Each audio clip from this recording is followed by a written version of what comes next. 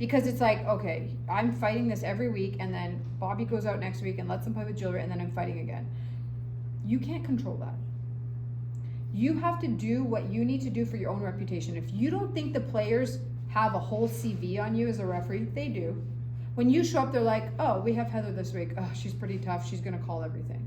Oh, we have Victoria. Well, she's going to let us yell at her because she's lovely and she's nice and whatever. Oh, we have Claudio. Claudio's kind of a jerk. Nobody speak to him, because if you speak to him, you're going to get a yellow card for dissent. If you don't think the players know that about each of you, you're fooling yourselves.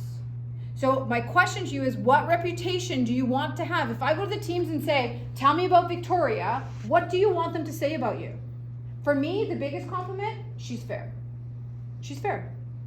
She calls what she sees. She calls it, black and white. She treats both teams exactly the same. We can't scream at her. She's not going to allow it. So guys, just don't lose your cool. Don't get in her face. You have to build your reputation.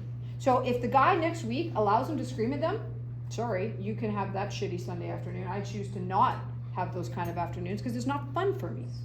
So build your own reputation, and it takes time. But if you don't think the players talk about what the referee is that they have that game, you're fooling yourselves, because they do. So if you don't deal with jewelry because it's too difficult because the guy last week didn't, okay, well, you're just setting this perpetual issue. If you don't deal with dissent because it's too much work and like they think I'm a bitch because all I do is hand out yellows for dissent, I promise you the work you put in at the beginning of the game will repay benefits at the end. The work you put in at the beginning of your career will repay benefits at the end. If I come out and do a men's league game next week, I won't let them talk to me the way they talk to some of you. And they will know in 10 minutes. And they'll adjust.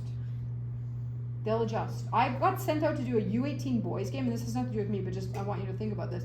2 years ago on the North Shore, because these two teams were fighting within 10 minutes. I gave my first yellow in 30 seconds, on my second yellow in the second minute, and I had almost no other fouls for the whole game. Because I'm like, yeah, that's not happening today. I wasn't angry, I wasn't screaming, I wasn't dipping into my cards all the time. I just sent the message very early that there's a new sheriff in town today. She's not aggressive, she's not crazy, she's not gonna scream, and it's not a power struggle. It is still respectful, and we can chat and you can ask questions, but I'm not gonna spend the next 90 minutes in this war zone. It's not fair to me.